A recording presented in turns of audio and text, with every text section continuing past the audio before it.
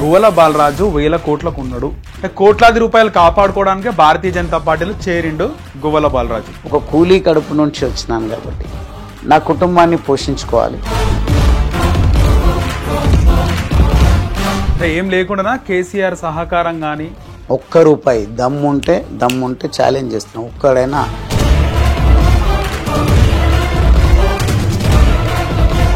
మీకేమైనా ఇబ్బందులు ఎదురైనాయా పార్టీ మారే టైంలో? ఉద్యోగింపులు, ఫోన్లు, ఆశలు రేకెత్తించే ప్రయత్నం ఇవన్నీ కూడా చేస్తారు. చేయలేదు ఎట్లా అంటాం? ఎప్పుడైతే పార్టీ అధికారం కోల్పోయిందో అప్పటి నుంచి ఆలోచన మొదలైందా? పోరాటాలను పక్కన పెట్టి ప్రగల్భాలు పలుపుకుంటూ ప్రజలను మభ్యపెట్టుకుంటూ మళ్ళీ మేమే అధికారంలోకి రావాలని యావతో పనిచేస్తున్నప్పుడు మాత్రం తనను ముఖ్యమంత్రి చేయమని కేసీఆర్ పైన ఒత్తిడి చేసిండు. కుట్రలు చేసిండొచ్చు అనేది మాత్రం అనుకుంటున్నాను. కేసీఆర్ గారి పైన ఒత్తిడి, ఇక వాళ్ళు సంపాదించినటువంటి అక్రమంగా సంపాదించినా దుర్మార్గంగా సంపాదించిన డబ్బు ఉంది కాబట్టి ఇక పక్కల బల్లంలాగా తయారవ్వడము. ఇదే ఈటెల రాజేందర్ జెండాలో మాకు హక్కు ఉందన్నాడు. అంటున్నా ఇదే మాట మాట్లాడాడు. నేను కూడా అదే అంట. అక్కడ ఉంటే అదే అనేవాడిని. ఆయనను మంత్రి వర్గం నుంచి టర్మినేట్ చేయడం జరిగింది. అది స్వార్థమా? నాకు నా కొడుకు కావాలా, వేరే వాళ్ళకు రావద్దనేసి కులం పేరు చెప్పుకోకూడదు అనుకున్నారా? కేసీఆర్ గారు నా పేరును మీడియాకు గువ్వల బాలరాజ్ మాదిగగా, హరీష్ రావు గతంలోనే అంటే 2009 కానీ 2014లో కానీ గజ్వెల్లో కేసీఆర్ని ఓడగొట్టాలనుకున్నాడంట. అప్పుడు ఉన్నటువంటి ఒంటేరు ప్రతాప్ రెడ్డి కూడా డబ్బులు ఖర్చు పెట్టిండంట. నాకు తెలిసినంత వరకైతే 3 నెలల కిందట హరీష్ రావు ఒక సంచలన స్టేట్మెంట్ ఇచ్చిండు అనుకో. కేటీఆర్ హరీష్ రావు ఇద్దరు మాట్లాడుకున్నారా? మ్యాచ్ ఫిక్సింగ్, స్వలాభాల కోసం, సొంతం కోసం, స్వార్థం కోసం కాంప్రమైజ్ జరిగిందంటారు. అయితే ఇంకా దుర్భరమైనటువంటి పరిస్థితి ఉంటుంది. వాళ్ళు కవిత కూడా అందుకే డైజెస్ట్ చేసుకోలేదంటారా? ఎదిగే కొద్ది ఒదిగే ప్రయత్నం చేయాలి. వీళ్ళు ఎదిగింది లేదు, చచ్చింది లేదు. అప్పుడే 3వ అధికారంలోకి రాలేదు, దేశాన్ని వెళ్తామన్నారు.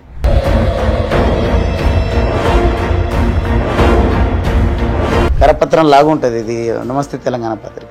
మొత్తం వాళ్ళ పేపర్లు లోపల కానీ బయట కానీ బ్యానర్ ఐటమ్ కానీ వాళ్ళదే ఉంటుంది. కోట్లాది రూపాయలు ఖర్చు చేసి గరీబీలను ఓటేసే యంత్రంగా మార్చుకొని కపట ప్రేమలు ప్రదర్శించి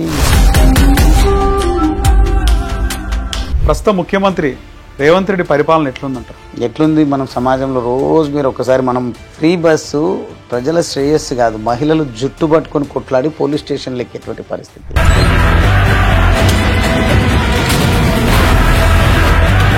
మహిళలకు ఫ్రీ అంటారు, పురుషులకేమో డబుల్ ఛార్జెస్ పెడతారు. ఎంత అవమానకరమైనటువంటి పరిస్థితి నెలకొని ఉంది కాంగ్రెస్ పార్టీకి. అయినా కానీ బుద్ధి రావడం లేదు.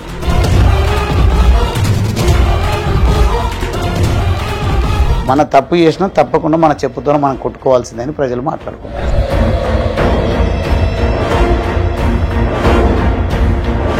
కృతజ్ఞత భావం కలిగి ఉండాలి ఎప్పుడు. తెలంగాణ సమాజం నేను ఓట్లు వేసినా అంటే ఎవడరా నాకు ఓట్లు వేసిందంటే ఎట్లుంటుంది?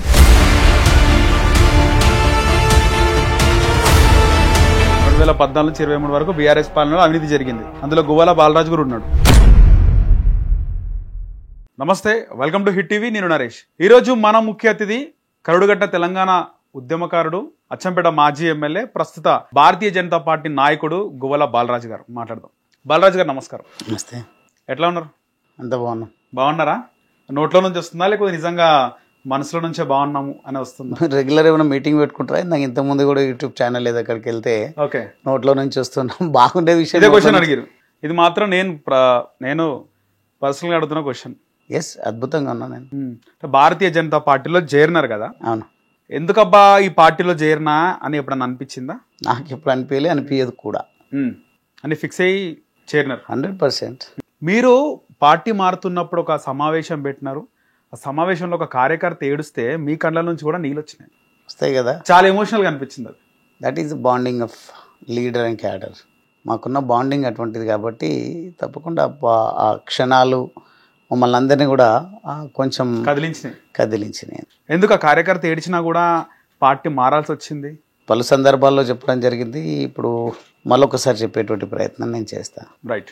పార్టీ 20 సంవత్సరాల పాటుగా పార్టీలో ఉండి అధిష్టానం కంటే లేదంటే బయట వ్యవహారాల కంటే ఎక్కువగా, బయట సమాజం కంటే ఎక్కువగా అచ్చంపేటతో నా బంధం ముడిపడి ఉన్నది. అచ్చంపేట ప్రజల మధ్యలో, అచ్చంపేట యువకుల మధ్య, అచ్చంపేట విద్యార్థుల మధ్య 24 గంటలు వారితో మమేకమై ఉన్నాం. అటువంటప్పుడు ఒక నిర్ణయం తీసుకునేటప్పుడు నేను వారికి చెప్పకుండా నిర్ణయం తీసుకుంటే మా అన్న ఏమవుతాడో మేమేమవుతామో, మా నాయకుడు ఏమవుతాడో మేమేమవుతామో అనే ఆందోళనతోన కన్నీరు పెట్టడం జరిగింది. ఆ టైంలో వారిని చూసినప్పుడు నాకు కూడా కొంత భావోద్వేగం కలిగింది. కాబట్టి ఆ పరిస్థితి నెలకొన్నది.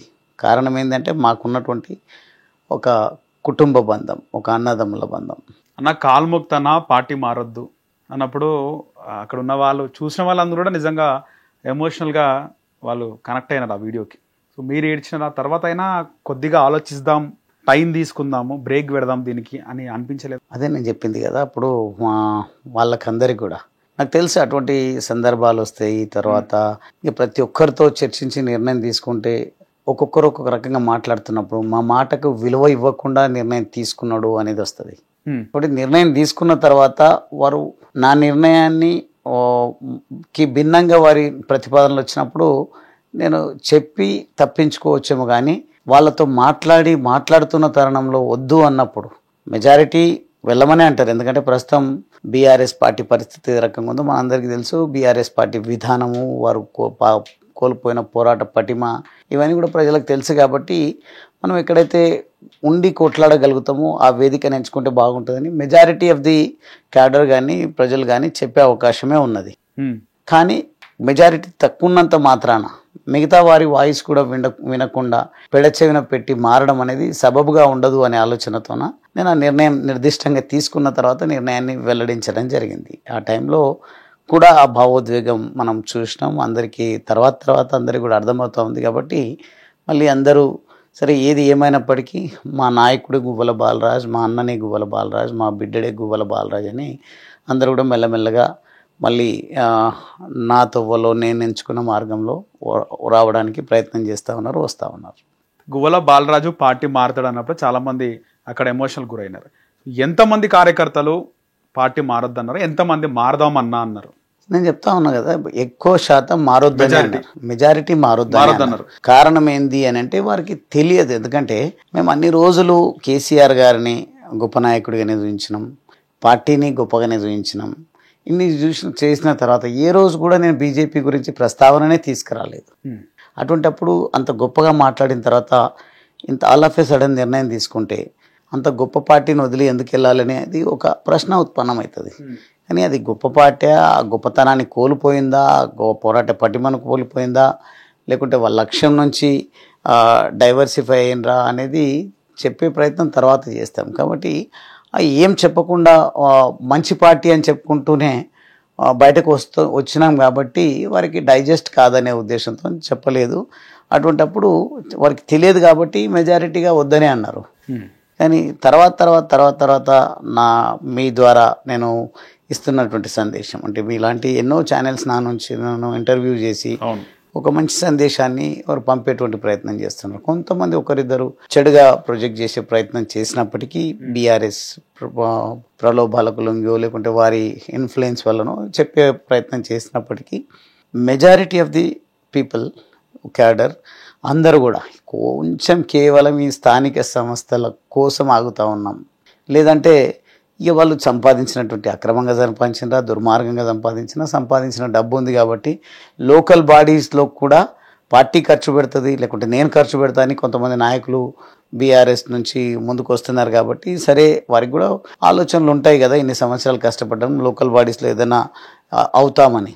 హిట్ టీవీ యాప్, ఇందులో short news, live news, entertainment shows, movies, digital magazines తో పాటు మీ జిల్లా వార్తలను కూడా ఫ్రీగా చూడొచ్చు.